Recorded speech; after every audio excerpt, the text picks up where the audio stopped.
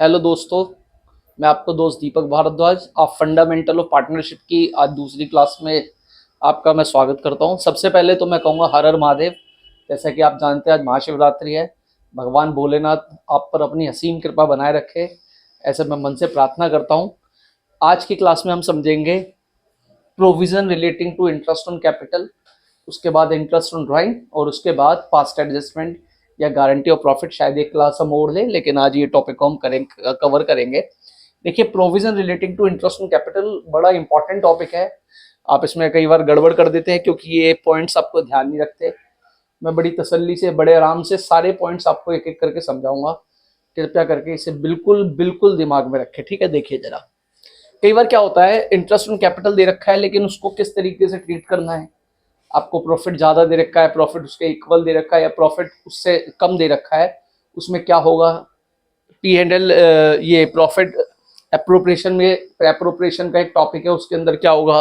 और अगर interest on capital as a charge है तो वो क्या होगा। वो सारी चीज़ें इस क्लास में मैं आपको डिस्क्राइब करूंगा, ठीक है। देखिए, provision relating to interest on capital. देखिए क्या लिखा है, when the partnership deed provide does not exist. अगर पार्टनरशिप डीड नहीं है, ये वाला पॉइंट देखेंगे पहले वाला। When the partnership deed does not exist और partnership deed does not provide for interest on capital, मतलब पार्टनरशिप डीड है ही नहीं या पार्टनरशिप डीड में इंटरेस्ट ऑन कैपिटल प्रोवाइड करना नहीं लिखा, तो उस केस में आप क्या करेंगे, इंटरेस्ट ऑन कैपिटल को चार्ज नहीं करेंगे, मतलब इंटरेस्ट ऑन कैपिटल अलाउड नहीं करेंगे। दोबारा समझ लो कि when the partnership deed does not exist, या तो पार्टनरशिप डीड है ही नहीं और partnership does not provide for interest on capital, और पार्टनरशिप डीड के अंदर इंटरेस्ट ऑन कैपिटल प्रोवाइड करने के बारे में कुछ भी नहीं लिखा, तो इंटरेस्ट ऑन कैपिटल आप बिल्कुल चार्ज नहीं करेंगे, ठीक है। क्लियर है पहला टॉपिक, ठीक है। अब दूसरा देखते हैं, ये आप समझा जरा ज्यादा अच्छे से। When the partnership deed provide for interest on capital, partnership deed कह रही है आप इंटरेस्ट ऑन कैपिटल प्रोवाइड करो, डीड में ऐसा लिखा है। But is silent on the whether interest on capital is a charge और एप्रोप्रिएशन, मतलब वो सेलेंट है, उसमें ये नहीं लिखा कि आप इंटरेस्ट ऑन कैपिटल को क्या करोगे, एज ए चार्ज करोगे और एज ए एप्रोप्रिएशन। तो क्या होगा उसको जरा समझते हैं। वैसे जब ऐसे कुछ नहीं लिखा ना तो उसको आप एप्रोप्रिएशन मान के चलोगे, चार्ज मान के चल रहे हो। अगर क्वेश्चन में कुछ नहीं लिखा, अगर आप चार्ज मान के चल रहे हो तो नीचे उसका नोट जरूर देना कि हम इंटरेस्ट ऑन कैपिटल को एज ए चार्ज मान के चल रहे हैं। अगर वैसे ऐसा है नहीं, आप उसको एप्रोप्रिएशन मान के चलो, क्योंकि ये केस है ना बेसिकली किसका है, किसका केस है ये, एप्रोप्रिएशन का। ये देखो जरा, interest on capital is accounted as appropriation of profit. Interest on capital is allowed only if there is a profit, मतलब इंटरेस्ट ऑन कैपिटल तभी दोगे जब प्रॉफिट होगा, नहीं तो एप्रोप्रिएशन मान के चलोगे। अब इसमें तीन केस दे रखे हैं। लॉस इज इनकर्ड, आपको लॉस हो रहा है, नेट लॉस से स्टार्टिंग कर रहे हो। Interest on capital is not allowed, जब आपके पास लॉस है और उसको आप चार्ज वाले टॉपिक में कवर नहीं कर रहे। अगर लॉस हो रहा है तो इंटरेस्ट ऑन कैपिटल अलाउड नहीं करोगे। देखो, इंटरेस्ट ऑन कैपिटल बेसिकली कब अलाउड करेंगे, जब हमारे को क्या होगा, प्रॉफिट। अब लॉस हो रहा है तो हम इंटरेस्ट ऑन कैपिटल कैसे देंगे। तो ध्यान रखिए, अगर आपको लॉस हो रहा है और एप्रोप्रिएशन वाला आप एप्रोप्रिएशन के तरीके से कर रहे हो, एज ए चार्ज नहीं मान के चल रहे, तो लॉस हो रहा है तो इंटरेस्ट ऑन कैपिटल अलाउड नहीं करेंगे, ठीक है। Situation 2, profit before interest is equal to और मोर देन द इंटरेस्ट, मतलब ये क्या कह रहा है, प्रॉफिट इंटरेस्ट के बराबर है या प्रॉफिट इंटरेस्ट से ज्यादा है। क्या प्रॉफिट इंटरेस्ट से ज्यादा है, या प्रॉफिट जितना इंटरेस्ट ऑन कैपिटल देना है उसके बराबर है। तो interest on capital is allowed at the agreed rate, मतलब इंटरेस्ट ऑन कैपिटल आपको एग्रीड रेट से देना पड़ेगा। इसको मैं समझाता हूं। जैसे प्रॉफिट दे रखा है कितने रुपए, 10,000 रुपए, ठीक है। कितना दे रखा है, प्रॉफिट कितना दे रखा है, 10,000 रुपए। और इंटरेस्ट ऑन कैपिटल आपका जो बैठ रहा है, वो बैठ रहा है आपको सपोज करो 8,000 रुपए देने, तो आप इंटरेस्ट ऑन कैपिटल दोगे या नहीं दोगे, क्योंकि आपका प्रॉफिट ज्यादा है और इंटरेस्ट ऑन कैपिटल क्या है, कम है, तो बेसिकली हमारे को देना है तो हम दे देंगे। दूसरी कंडीशन क्या, प्रॉफिट कितना है, 10,000, और जो इंटरेस्ट ऑन कैपिटल भी देना है ना आपको, वो कितना देना है, 10,000। जितना हमारे को इंटरेस्ट ऑन कैपिटल देना है उतना ही हमारा वो प्रॉफिट है। तो हम इंटरेस्ट ऑन कैपिटल प्रोवाइड करेंगे। इस लाइन का मतलब ये है कि अगर ज्यादा है तो भी करो, और अगर जितना प्रॉफिट है उतना इंटरेस्ट है तो भी प्रोवाइड करो। अब तीसरी कंडीशन क्या है, ये देखो, profit before interest is less than the interest, sorry, profit before interest is less than the interest. मतलब क्या है, प्रॉफिट तो कम है, कितना है प्रॉफिट, 8,000 रुपए है, लेकिन इंटरेस्ट कितना आ रहा है, ए और बी का मिला के, सपोज करो ए का और बी का कितना आ रहा है, सपोज करो 6,000 और 4,000। मतलब जो पार्टनरशिप डीड में इंटरेस्ट ऑन कैपिटल लिखा था, हमने एजम्पशन कर दी कि 6,000 4,000 आ रहा है, मतलब इंटरेस्ट ज्यादा है और प्रॉफिट कम है। तो मैंने आपको कल एक केस करवाया था, एप्रोप्रिएशन ऑफ प्रॉफिट।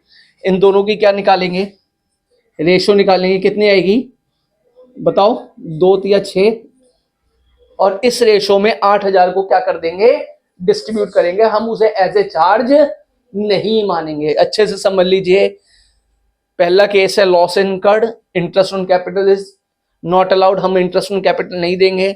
दूसरा केस मैंने आपको समझाया कि प्रॉफिट ज्यादा इंटरेस्ट है या प्रॉफिट इंटरेस्ट के बराबर है, तो हमने आपको बताया है। और तीसरा केस ये है कि प्रॉफिट कम है, इंटरेस्ट ज्यादा है, तो एप्रोप्रिएशन करके हम इंटरेस्ट ऑन कैपिटल को बांट देंगे। कोई दिक्कत, कोई समस्या, ठीक है।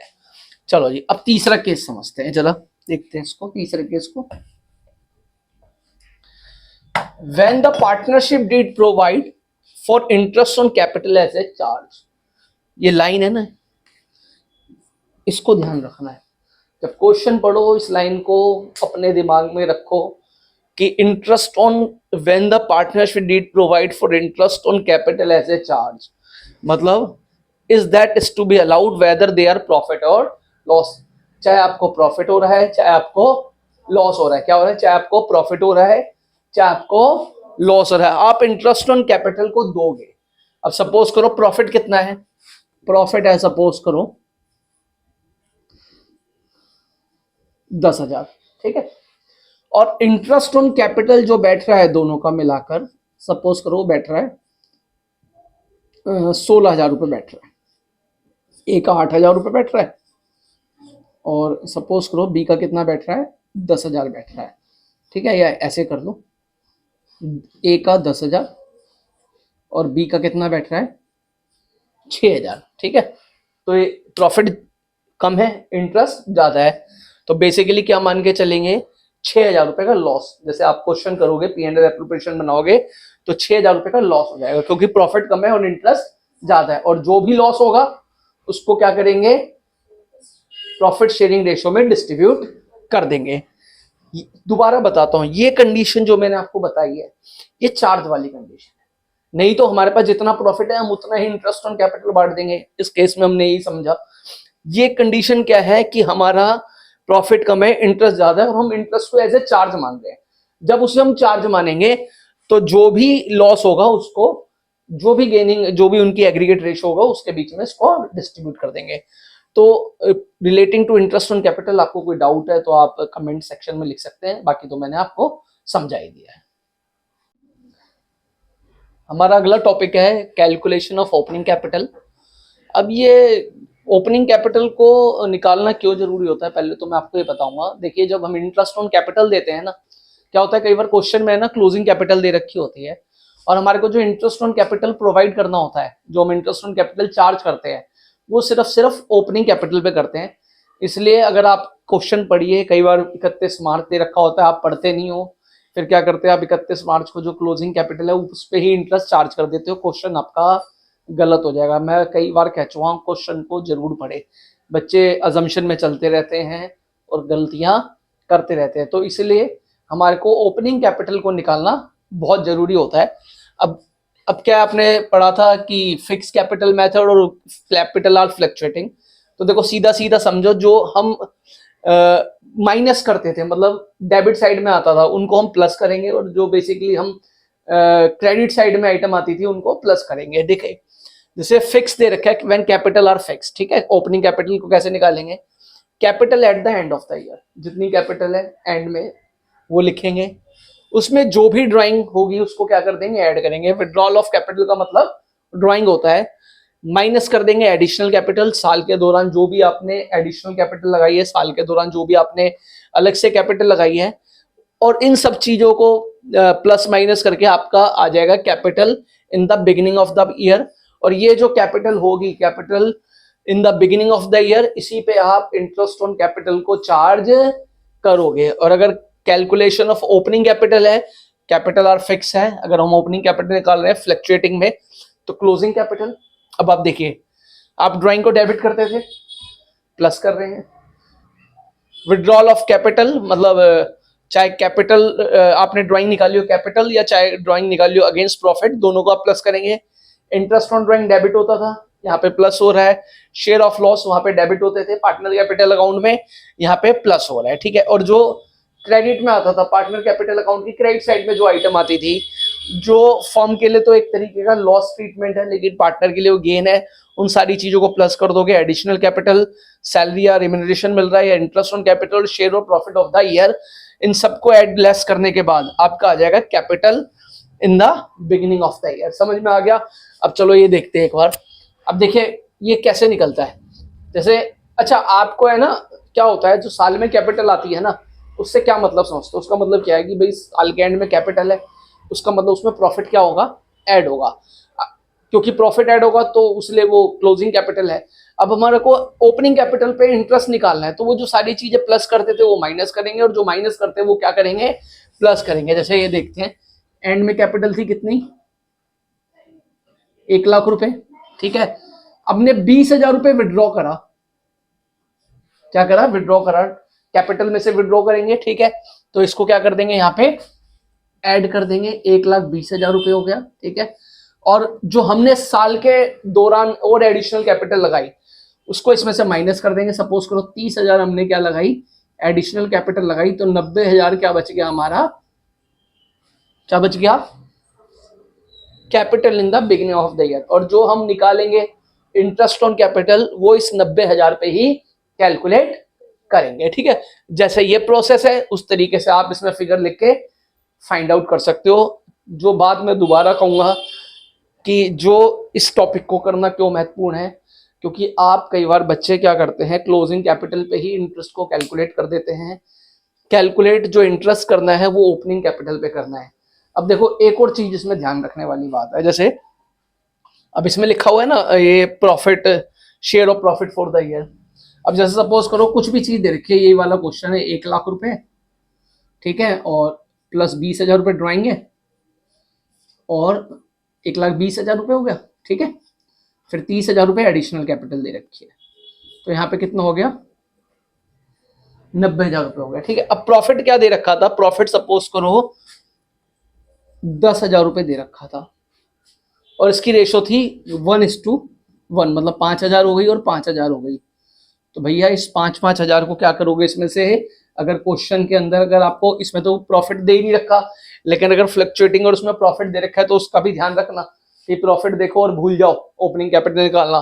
तो 5,000 कितने हो गए, 10,000, इसको भी माइनस करोगे तो 80,000 रुपए क्या आ गया आपका ओपनिंग कैपिटल, और इसी ओपनिंग कैपिटल पे आप इंटरेस्ट ऑन कैपिटल चार्ज करोगे।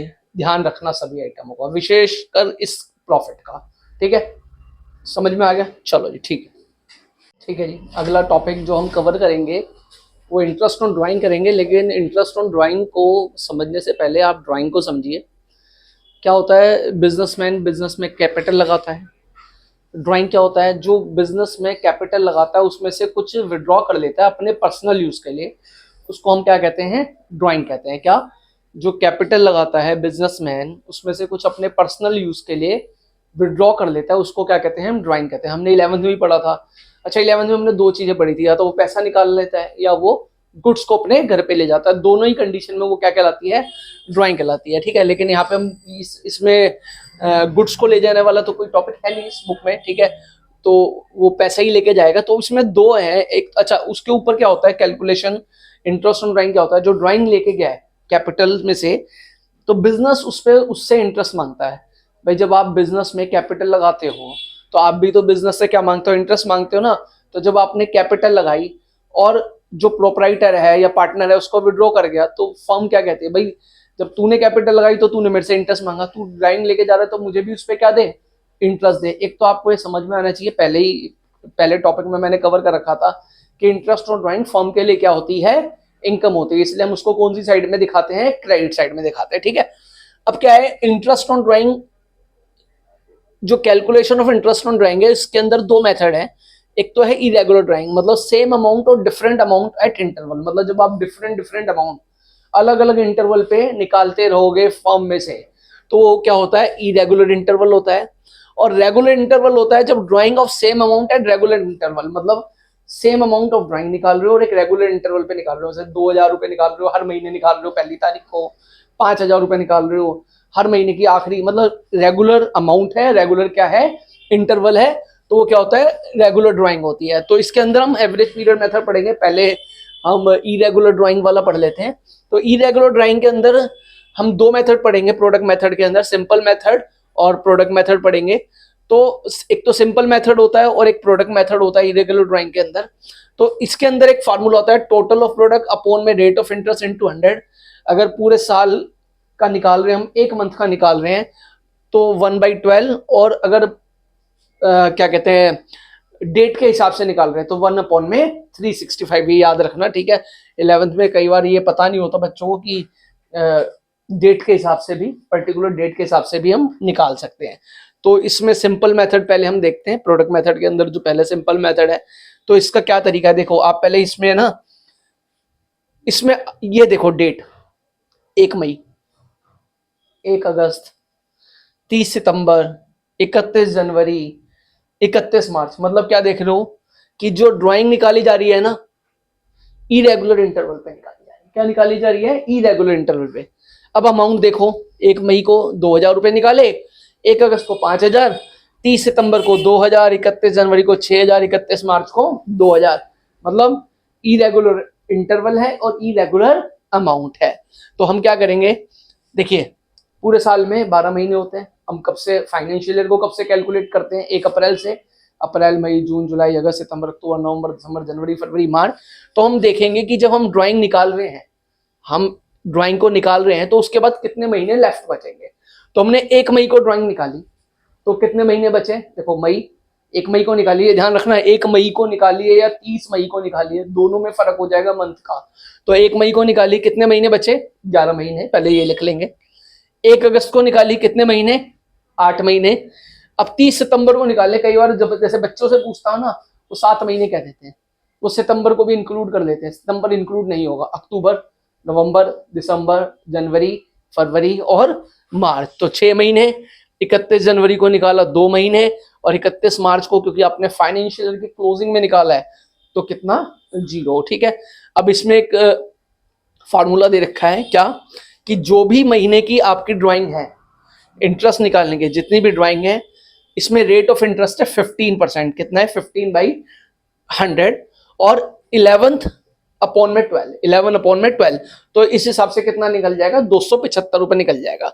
अब अगला निकालोगे तो कैसे निकालोगे, 5,000 बोलो इंटू 15/100 इंटू 8/12, तो कितना निकलेगा, 500 रुपए।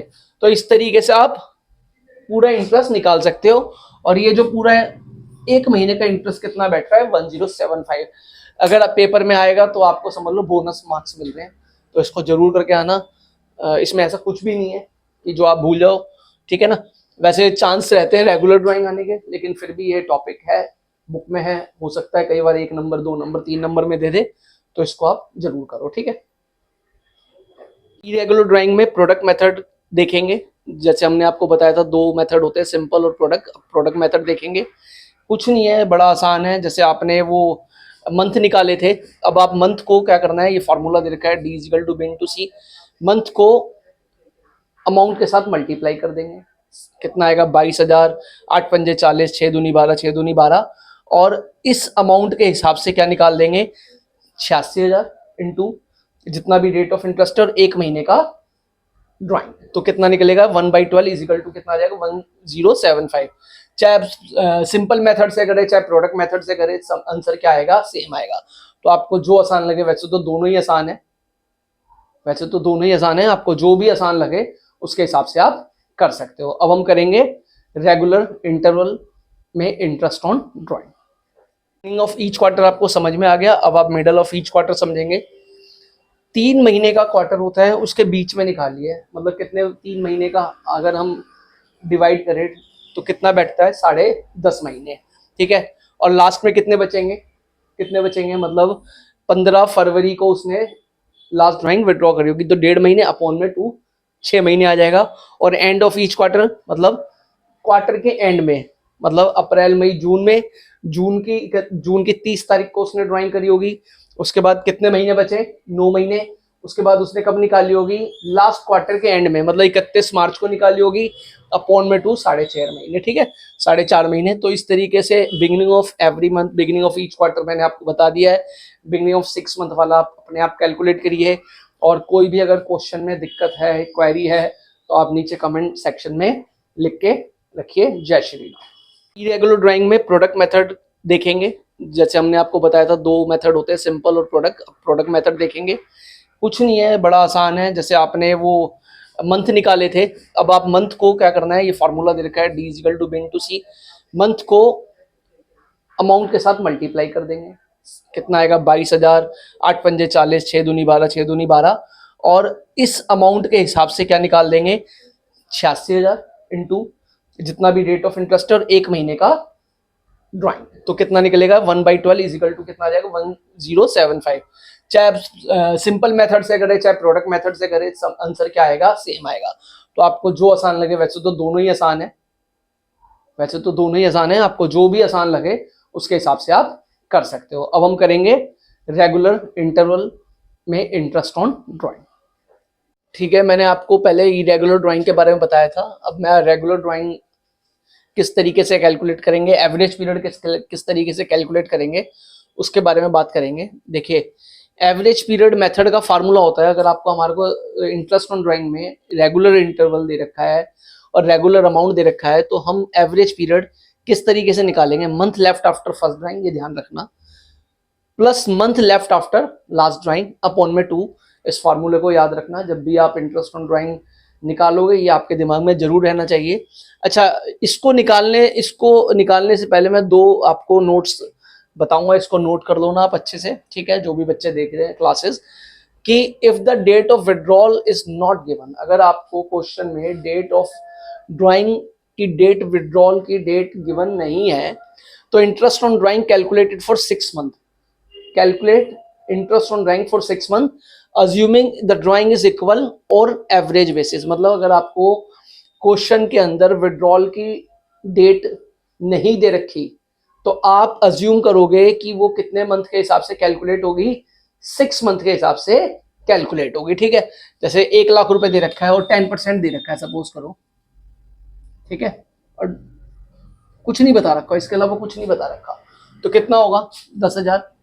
अब इंटरेस्ट ऑन ड्राइंग कितना बैठता है, 10,000, लेकिन आपको डेट ऑफ विड्रॉल गिवन नहीं है, तो इसके अपॉन में क्या कर दोगे, 2, तो इंटरेस्ट ऑन ड्राइंग कितना बैठेगा, 5,000 रुपए बैठेगा, ठीक है। When the rate of return is given without the word per annum, क्या ये ध्यान रखना, when the rate of return is given without the word per annum, interest is charge without considering the time factor. फिर आप ये time factor वाला जो करा, 6 मंथ वाला करा, उसको आप कंसिडर नहीं करोगे। जैसे क्या लिखा है, without the word per annum, जैसे यहाँ पे यही है, सपोज करो 1 लाख रुपए दे रखा है और इस पे क्वेश्चन में दे रखा है 10% इंटरेस्ट दे रखा है, ठीक है, लेकिन वो पर एनम नहीं लिखा हुआ, उसके आगे ना, इसके आगे पर एनम नहीं लिखा हुआ, इसके आगे पर एनम लिखा हुआ और इसके आगे पर एनम नहीं लिखा हुआ, तो आप सीधा 1 लाख रुपए इंटू 10/100 कर दोगे और 10,000 आएगा, ठीक है, और इसके साथ अपॉन में 2 नहीं करना, ठीक है, क्लियर है। इसके साथ अपॉन में, ये बिल्कुल ध्यान रखना, बच्चे वो डिवाइडेड बाय 2 कर देते हैं, पर एनम वर्ड का जरूर ध्यान रखना चाहिए, ठीक है। अब मैं इसके ऊपर बात करता हूँ रेगुलर ड्राइंग की, कि जब हम प्रोडक्ट मेथड के बारे में बात करेंगे, देखिए इसको निकालने का तरीका क्या होता है वो तो मैंने आपको बता दिया, फिर एक बार दोबारा बता देता हूँ। Month left after first drawing plus month left after last drawing upon में 2। अब देखो कैसे निकालते हैं। Average period, interest on capital question में आपको दे रखा होगा, आपको क्या कैलकुलेट करना है, एवरेज पीरियड को कैलकुलेट करना है, ठीक है। देखिए बिगिनिंग ऑफ एवरी मंथ दे रखा है, जैसे पूरे साल में कितने महीने, 12 महीने। हम इस फॉर्मूले को ध्यान में रखते हुए इसको कैलकुलेट करेंगे कि उसका जो बिगिनिंग ऑफ एवरी मंथ करेंगे एवरेज पीरियड निकलेगा वो किस हिसाब से निकलेगा। तो क्या लिखा है, month left after first drawing. 1 अप्रैल को उसने ड्राइंग निकाली है, कब निकाली है, अब 1 अप्रैल के बाद कितने महीने बचेंगे। अब कई बार बच्चे बोलते हैं कि 1 अप्रैल को ड्राइंग निकाली, वो 1 अप्रैल को कंसिडर ही नहीं करते, मतलब अप्रैल को कंसिडर नहीं करते, 11 महीने। आपने ड्राइंग कब निकाली है, 1 अप्रैल को, इसका मतलब अप्रैल का महीना भी कंसिडर होगा। तो कितने महीने बचे, 12। अब आपने लास्ट ड्राइंग कब निकाली, लास्ट ड्राइंग क्या लिखा है, month left after last drawing. तो लास्ट ड्राइंग कब निकाली, 1 मार्च को। तो 1 मार्च के बाद महीने बचेंगे, 1 महीना। तो आपने लिखा 1/2 6.5 महीने। ठीक है, क्लियर है। अब क्या लिखा है, एंड ऑफ एवरी मंथ। अब क्या है, आपने इसका मतलब ड्राइंग कब निकाली है, 30 अप्रैल को। कब निकाली है, 30 अप्रैल को। तो अप्रैल तो पूरा महीना चला गया, उसके बाद कितने मंथ बचे, 11। अब आपने लास्ट ड्राइंग कब निकाली होगी, 31 मार्च को। उसके बाद कोई टाइम बचा नहीं, (2 5.5 महीने। ऐसे मिडल ऑफ एवरी मंथ, साल के बीच में। देखिए 11.5 लिखा हुआ है, मतलब आपने मंथ के बीच में निकाला है। जैसे आपने 15 तारीख को, 15 अप्रैल के बाद ड्राइंग निकाली है, 16 अप्रैल को निकाली है। 16 अप्रैल से अगर आप टाइम पीरियड को कैलकुलेट करोगे पूरे साल के, तो कितना टाइम बचा, 11.5 महीने, 11.5 लिख दिए। अच्छा, जो लास्ट ड्राइंग निकाली वो कब निकाली होगी, 16 मार्च को। ठीक है, तो उसके बाद कितना टाइम बचा, 6 महीने, 6 महीने बोल रहे हो, आधा महीना। (2) यही गड़बड़ करते हैं बच्चे, 6 महीने, 4 महीने, 2 महीने, याद ही नहीं रखते, जल्दबाजी में करना है बिल्कुल। अकाउंट्स का पेपर सबसे कम टाइम में होता है, अगर वो आपको आता होगा। ठीक है ना। तो 11.5 इंटू, बोलो, (2) 6.5 महीने। ऐसे ही क्वार्टर है, एक साल में कितने क्वार्टर होते हैं बताओ आप। पहला क्वार्टर कब से कब तक होता है, अप्रैल मई जून। दूसरा जुलाई अगस्त सितंबर, जुलाई अगस्त सितंबर, बताओ। अप्रैल मई जून, जुलाई अगस्त सितंबर, अक्टूबर नवंबर दिसंबर, जनवरी फरवरी मार्च। साल में 4 क्वार्टर होते हैं। ठीक है, बिगिनिंग ऑफ ईच क्वार्टर। अब वो कह रहा है कि आपने क्वार्टर के स्टार्टिंग में निकाला है, क्वार्टर की स्टार्टिंग। तो कितने महीने बचे, 12, क्योंकि स्टार्टिंग में निकाल लिया ना, अप्रैल में निकाल लिया। अब कह रहा है कि बिगिनिंग ऑफ ईच क्वार्टर। अब उसने जो आखिरी ड्राइंग निकाली हो कब निकाली होगी,